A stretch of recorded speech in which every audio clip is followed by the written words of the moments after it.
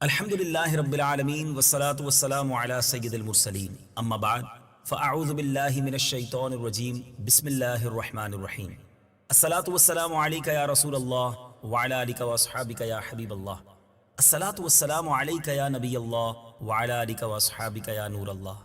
میٹھے میٹھے اسلامی بھائیوں اور مدنی چینل کے ناظرین، سلسلہ آج کون سا قصہ سننا ہے، آج کون سا واقعہ سننا ہے؟ آج جو آپ واقعہ سننے جا رہے ہیں بڑا ہی امیزنگ، بڑا ہی حیرت انگیز واقعہ ہے۔ جی ہاں، اور بلکہ ایک اور عجیب بات یہ ہے کہ ہزاروں سال گزرنے کے بعد بھی اس واقعے کی نشانی آج بھی آپ دیکھ سکتے ہیں۔ جی ہاں، یہ کیسے ممکن ہے، انشاءاللہ وہ بھی آپ کو بتائیں گے۔ آج کون سا واقعہ ہے؟ بات ہوگی اصحاب کہف کی۔ جی ہاں، غار والے ساتھیوں کی بات ہوگی۔ اصحاب کہف کون تھے؟ کتنا عرصہ اس غار میں سوئے؟ کیوں سوئے؟ اور جب جاگے تو پھر دنیا کا منظر ان کی آنکھوں کے سامنے کیا تھا؟ بڑی نرالی باتیں ہیں۔ اللہ کی ایک ایسی نشانی ہے، رب کی قدرت کا ایک ایسا نظارہ ہے کہ جب بھی پڑھے ایمان تازہ ہو جاتا ہے۔ اب یہ واقعہ کیا تھا؟ قرآنی واقعہ ہے۔ آئیے اچھی اچھی نیتوں کے ساتھ شامل ہو جائیے۔ حضرت عیسیٰ علیہ نبینا علیہ الصلوۃ والسلام کے آسمان پر اٹھائے جانے کے بعد لوگ بت پرستی کرنے لگے اور دوسروں کو بھی بت پرستی پر مجبور کرنے لگے۔ خصوصاً ان کا بادشاہ، ان کا ایک بادشاہ دقیانوس تو اس قدر ظالم تھا کہ جو شخص بت پرستی سے انکار کرتا تھا یہ اس کو قتل کر ڈالتا تھا۔ اصحاب کہف شہر اسوس کے شرفا تھے جو بادشاہ کے معزز درباری بھی تھے، مگر یہ لوگ صاحب ایمان تھے اور بت پرستی سے بیزار تھے۔ دقیانوس کے ظلم و جبر سے پریشان ہو کر یہ لوگ اپنا ایمان بچانے کے لیے اس کے دربار سے بھاگ نکلے اور قریب کے پہاڑ میں ایک غار کے اندر پناہ گزین ہوئے اور سو گئے۔ تو 300 برس سے زیادہ عرصے تک اسی حال میں سوتے رہ گئے۔ دقیانوس نے جب ان لوگوں کو تلاش کرایا اور اس کو معلوم ہوا کہ یہ لوگ غار کے اندر ہیں تو وہ بے حد ناراض ہوا اور فرط غیظ و غضب میں اس نے یہ حکم دے دیا کہ غار کو ایک سنگین دیوار اٹھا کر بند کر دیا جائے تاکہ یہ لوگ اسی میں رہ کر مر جائیں اور وہی غار ان لوگوں کی قبر بن جائے۔ مگر دقیانوس نے جس شخص کے سپرد یہ کام کیا تھا وہ بہت ہی نیک دل اور صاحب ایمان آدمی تھا۔ اس نے اصحاب کہف کے نام اور ان کی تعداد اور ان کا یہ پورا واقعہ ایک تختی پر لکھوا کر تانبے کے صندوق کے اندر رکھ کر دیوار کی بنیاد میں رکھ دیا اور اس طرح ایک تختی شاہی خزانے میں بھی محفوظ کرا دی۔ کچھ دنوں کے بعد دقیانوس بادشاہ مر گیا اور سلطنتیں بدلتی رہیں۔ وقت گزرتا گیا یہاں تک کہ ایک نیک دل اور انصاف پرور بادشاہ جس کا نام بیدروس تھا تخت نشین ہوا، جس نے 68 سال تک بہت شان و شوکت کے ساتھ حکومت کی۔ اس کے دور میں اب ایک نیا فتنہ اٹھا، مذہبی فرقہ بندی شروع ہو گئی اور بعض لوگ مرنے کے بعد اٹھنے اور قیامت کا انکار کرنے لگے۔ قوم کا یہ حال دیکھ کر بادشاہ نے اللہ عز و جل کی بارگاہ میں نہایت غمگین انداز میں گریہ وزاری کرتے ہوئے بے قراری کے ساتھ دعا مانگی کہ یا اللہ عز و جل کوئی ایسی نشانی ظاہر فرما دے تاکہ لوگوں کو مرنے کے بعد زندہ ہو کر اٹھنے اور قیامت کا یقین ہو جائے۔ بادشاہ کی یہ دعا مقبول ہو گئی اور اچانک بکریوں کے ایک چرواہا جو بکریاں چراتے ہیں اس نے اپنی بکریوں کو ٹھہرانے کے لیے اسی غار کو منتخب کیا اور اس دیوار کو گرا دیا۔ اب دیوار گرتے ہی لوگوں پر ایسی ہیبت اور دہشت سوار ہو گئی کہ دیوار گرانے والے لرزہ بر اندام ہو کر وہاں سے بھاگ گئے۔ اب اصحاب کہف جو اس غار میں سو رہے تھے، مدنی چل کے ناظرین آپ جاننا چاہیں گے کہ کتنا عرصہ سوئے تھے۔ بادشاہتیں تبدیل ہو گئیں، سلطنتیں تبدیل ہو گئیں، بادشاہ نیا آ گیا۔ اب ان لوگوں کی یوں سمجھے کہ وہ نیند سے بیدار ہوئے، ایک دوسرے کو سلام کیا، باتوں میں مصروف ہو گئے، نماز بھی ادا کر لی۔ جب ان لوگوں کو بھوک لگی تو انہوں نے ایک اپنے ساتھی جس کا نام یملیخا تھا اس کو کہا کہ بازار جاؤ اور کچھ کھانا لاؤ اور نہایت خاموشی سے یہ بھی معلوم کر لو کہ دقیانوس ہم لوگوں کے بارے میں اب کیا ارادہ رکھتا ہے۔ یعنی وہ یہ سمجھ رہے تھے کہ تھوڑی دیر کے بعد ہی ہم بیدار ہو گئے۔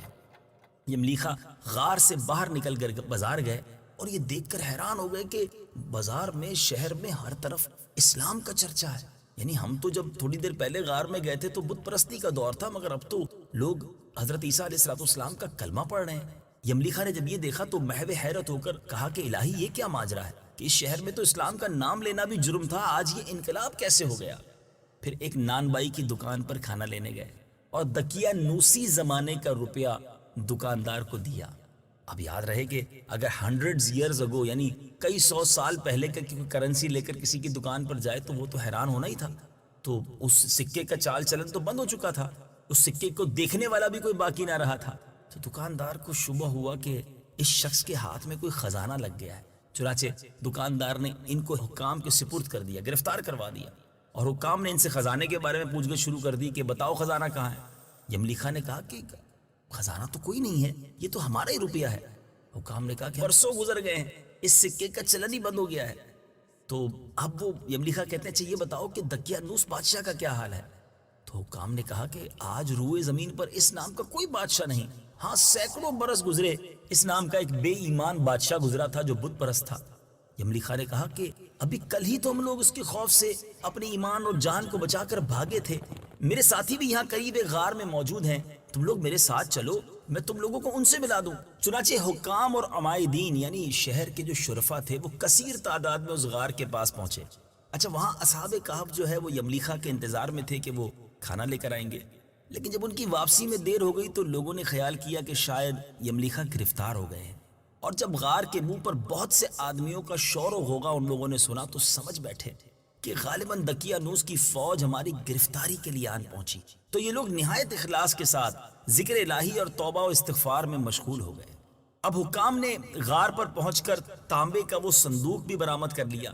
اس کے اندر سے جب تختی نکالی تو اس تختی پر اصحاب کہف کا نام لکھا تھا، اور یہ بھی تحریر تھا کہ یہ مومنوں کی جماعت اپنے دین کی حفاظت کے لیے دقیانوس بادشاہ کے خوف سے اس غار میں پناہ گزین ہوئی ہے. تو دقیانوس نے خبر پا کر ایک دیوار سے ان لوگوں کو غار میں بند کر دیا ہے. ہم یہ حال اس لیے لکھتے ہیں کہ جب بھی یہ غار کھلے تو لوگ اصحاب کہف کے حال پر مطلع ہو جائیں. حکام جو تھے وہ تختی کی عبارت پڑھ کر حیران رہ گئے، اور ان لوگوں نے اپنے بادشاہ بیدروس کو اس واقعے کی اطلاع دی. اللہ غنی. فوراً ہی بیدروس بادشاہ اپنے امراء اور عمائدین شہر کو لے کر غار کے پاس پہنچا. تو اصحاب کہف نے غار سے نکل کر بادشاہ سے معانقہ کیا اور اپنی ساری داستان بیان کی. بیدروس بادشاہ سجدے میں گر کر اللہ عز و جل کا شکر ادا کرنے لگا کہ میری دعا قبول ہو گئی، اور اللہ تعالیٰ نے ایسی نشانی ظاہر کر دی جس سے موت کے بعد زندہ ہو کر اٹھنے کا ہر شخص کو یقین ہو گیا. اصحاب کہف بادشاہ کو دعائیں دینے لگے کہ اللہ تعالیٰ تیری بادشاہی کی حفاظت فرمائے، اب ہم تمہیں اللہ کے سپرد کرتے ہیں. پھر اصحاب کہف نے السلام علیکم کہا اور غار کے اندر چلے گئے اور سو گئے، اور اسی حالت میں اللہ تعالیٰ نے ان لوگوں کو وفات دے دی. بادشاہ بیدروس نے سال کی لکڑی کا صندوق بنا کر اصحاب کہف کی مقدس لاشوں کو اس میں رکھوا دیا، اور اللہ تعالیٰ نے اصحاب کہف کا ایسا روب لوگوں کے دلوں میں پیدا کر دیا کہ کسی کی یہ مجال نہیں کہ غار کے منہ تک جا سکے. اس طرح اصحاب کہف کی لاشوں کی حفاظت کا اللہ تعالیٰ نے سامان کر دیا. پھر بیدروس بادشاہ نے غار کے منہ پر ایک مسجد بنوا دی اور سالانہ ایک دن مقرر کر دیا کہ تمام شہر والے اس دن عید کی طرح زیارت کے لیے آیا کریں. میٹھے میٹھے اسلامی بھائیوں، اصحاب کہف کتنے؟ اصحاب کہف کی تعداد میں جب لوگوں کو اختلاف ہوا تو یہ آیت قرآن پاک میں نازل ہوئی. آئیے تلاوت قرآن سنتے ہیں. قل ربي أعلم بعدتهم ما يعلمهم إلا قليل. ترجمہ، تم فرماؤ میرا رب ان کی تعداد خوب جانتا ہے، انہیں بہت تھوڑے لوگ جانتے ہیں. حضرت عبداللہ ابن عباس رضی اللہ تعالیٰ عنہما نے فرمایا کہ میں انہی کم لوگوں میں سے ہوں جو اصحاب کہف کی تعداد کو جانتے ہیں. پھر آپ نے فرمایا کہ اصحاب کہف کی تعداد 7 ہے اور 8واں ان کا کتا ہے. قرآن مجید فرقان حمید میں اصحاب کہف کا یہ حیرت انگیز واقعہ کن الفاظ میں موجود ہے؟ آئیے تلاوت بھی سنتے ہیں، ترجمہ بھی سنتے ہیں.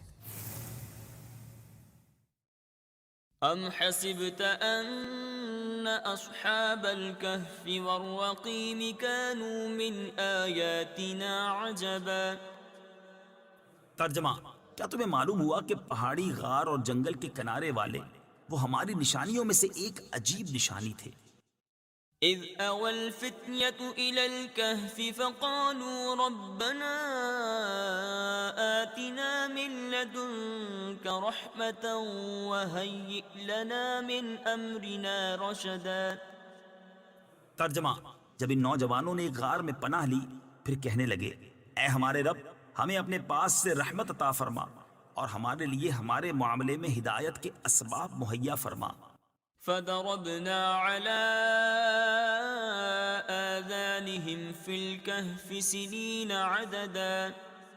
ترجمہ، تو ہم نے اس غار میں ان کے کانوں پر گنتی کے کئی سال پردہ لگا رکھا. ثم بعثناهم لنعلم أي الحزبين أحصى لما لبثوا أمدا. ترجمہ: پھر ہم نے انہیں جگایا تاکہ دیکھیں کہ دو گروہوں میں سے کون ان کے ٹھہرنے کی مدت زیادہ درست بتاتا ہے.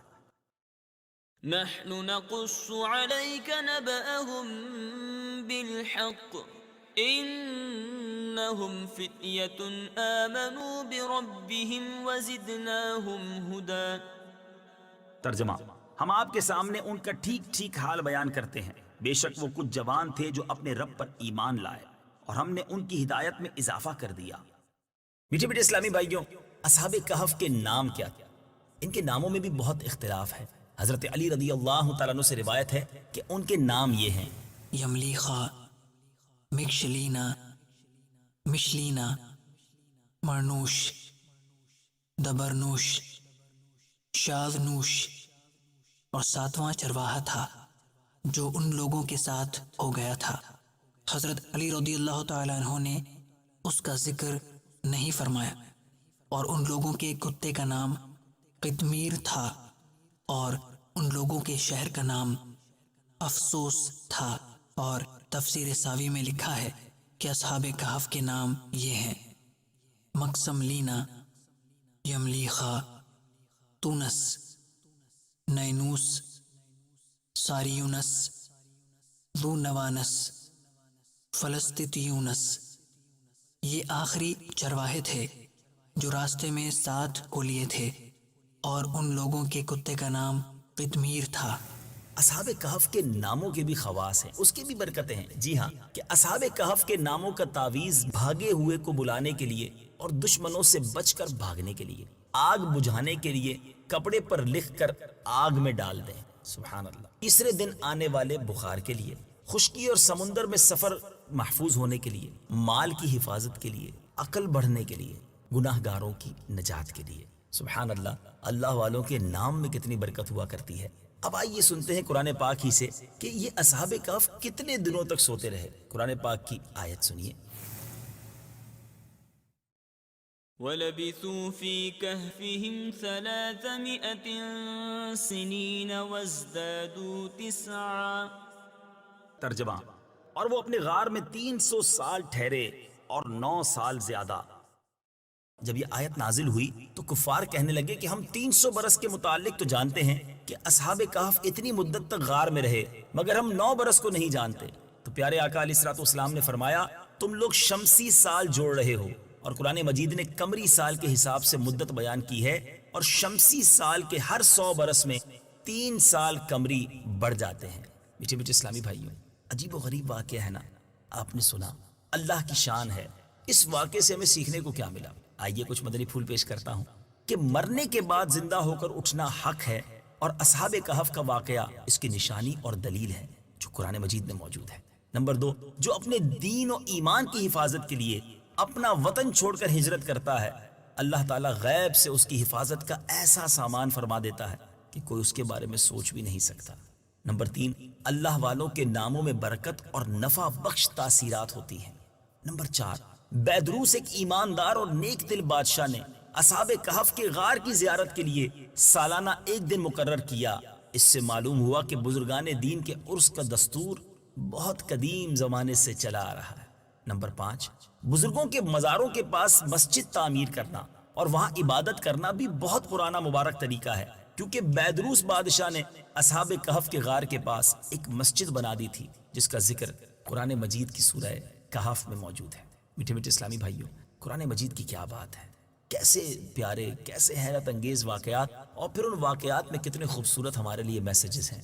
قرآن پڑھیے، قرآن کے نور سے اپنے دلوں کو منور کیجیے، قرآن پاک کو سمجھنے کی کوشش کیجیے. میٹھے میٹھے اسلامی بھائیوں، سلسلے کے اختتام پر اصحاب کہف کا غار آپ کو نہ دکھائیں؟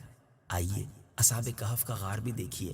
وہ جو مسجد جس کا ذکر قرآن میں موجود ہے، جو اصحاب کہف کے غار کے ساتھ ہی بنائی گئی تھی، اس مسجد کا بھی دیدار کیجیے اور اللہ کی قدرت کا نظارہ اپنی آنکھوں سے دیکھیے. اللہ والوں سے ہے جو وابستہ،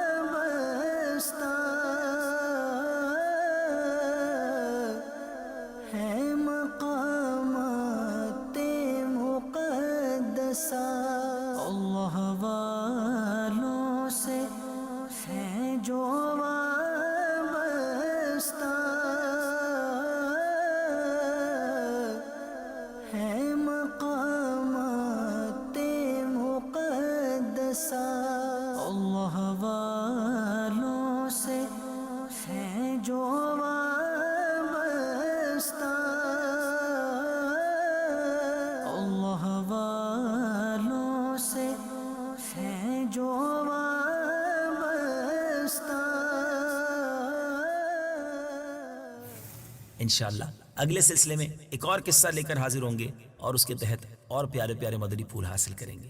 صلو علی الحبیب صلی اللہ تعالی علی محمد صلی اللہ علیہ وسلم. قرآن ہے میرا رہنما، قرآن شفا ہے، نور ہے قرآن، جلا دل کی میرا قرآن، رضا رب کی میرا قرآن.